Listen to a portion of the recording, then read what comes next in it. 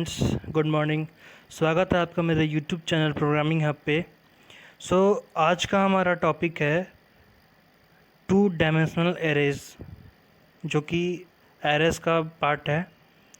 इसके पहले हमने एरेज का डिफिनेशंस और उसके वन डायमेंशनल एरेज भी हम लोगों ने डिस्कस किया था पिछली वीडियो में।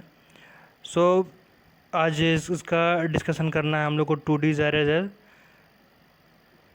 Two dimensional arrays and multi dimensional arrays.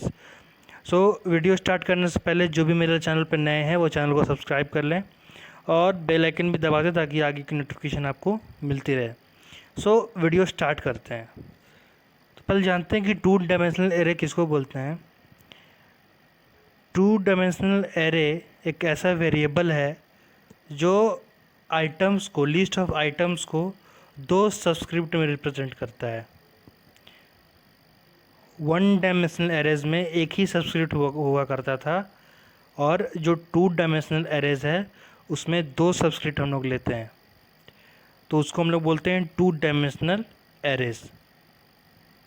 और जो टू डायमेंशनल एरेज होता है उसमें जो डेटा होता है वो रोज एंड कॉलम्स के फॉर्मेट में स्टोर्ड होता है।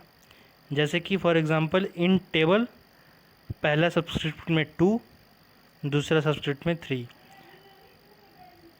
यानी कि रोज़ टू रोज़ एंड 3 कॉलम्स।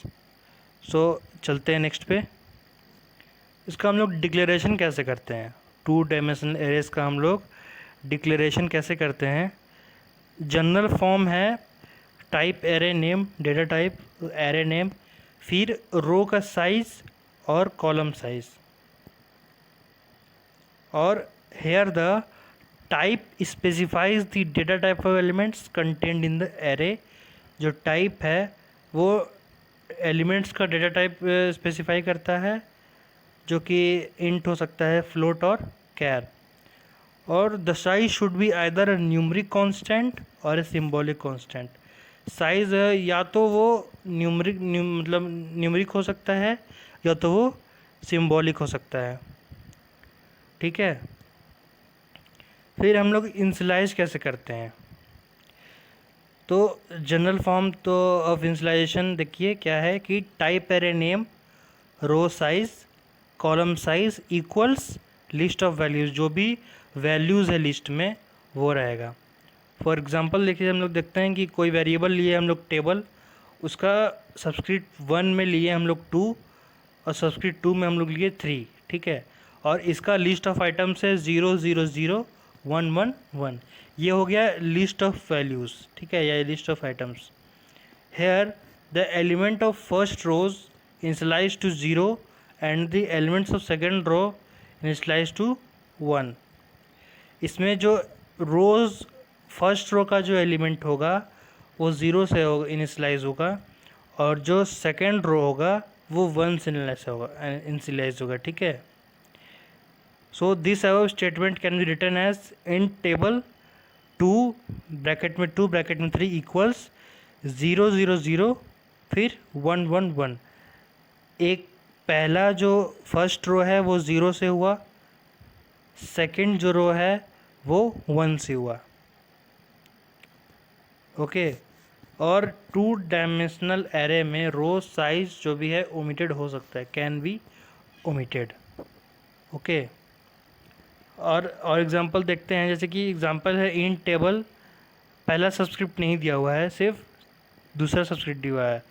तो इसको कैसे करेंगे, 0 0 0 कॉमा फिर 1 1 1। If the values are missing in initializer they are automatically set to 0। अगर कोई भी वैल्यूज़ इनिशियलाइजेशन में अगर मिसिंग है तो वो ऑटोमेटिकली 0 हो जाएगा। ओके। सेकेंड एग्जांपल है इन टेबल 2 और 3, तो equals 1 1 2। Here first row initialise to 1 1 and 2 and the second row initialise to 0 0 and 0। मतलब दूसरा रो नहीं है तो ऑटोमेटिकली 0 हो जाएगा तीनों। ओके। सो नेक्स्ट चलते हैं। अब मेमोरी लायोट क्या होता है टू डायमेंशनल एरे का। In 2-dimensional array the data is stored in rows and columns format, ये तो मैंने आपको बता चुका है। फॉर एग्जाम्पल समझते हैं कि इंट डेटा टाइप हो गया, टेबल एरे नेम, और हम लोग पहला सबस्क्रिप्ट में 2 ले लिए, दूसरा सबस्क्रिप्ट में 3 ले लिया, यानी कि 2 रोज 3 कॉलम्स, और यहाँ लिस्ट ऑफ वैल्यूज लिए 1 2 3 4 5 6। तो जिसका मेमोरी लायट होगा वो कैसे होगा, टेबल 00 का पहले 1, फिर टेबल 01 का 2, फिर टेबल 02 का 3, फिर टेबल 10 का 4, फिर टेबल 11 का 5, फिर टेबल 12 का 6। ओके, ऐसे इसका मेमोरी लेआउट सेट होता है। फिर आते हैं हम लोग मल्टी डायमेंशनल एरेज में। इसमें क्या होता है, इसमें a variable which represent the list of items using more than 2 index और more than 2 subscript is called multi dimensional array. पहले में क्या था, पहले में 1 डायमेंशनल एरे में क्या था कि एक सबस्क्रिप्ट लेते थे, 2 डायमेंशनल एरे में हम लोग 2 सबस्क्रिप्ट लेते हैं। अब ये है मल्टी डायमेंशनल एरेज, इसमें हम लोग 2 से ज़्यादा लेते हैं, 2 से ज़्यादा सबस्क्रिप्ट ले सकते हैं, उसको बोलते हैं हम लोग मल्टी डायमेंशनल एरे।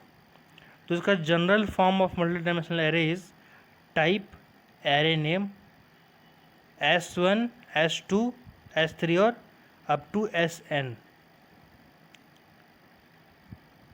मतलब इसमें हम लोग 2 से ज़्यादा यानी कि 3 भी ले सकते हैं, 4 भी ले सकते हैं, 5 भी ले सकते हैं, अप टू मतलब जैसा रिक्वायरमेंट हो उस हिसाब से हम लोग ले सकते हैं।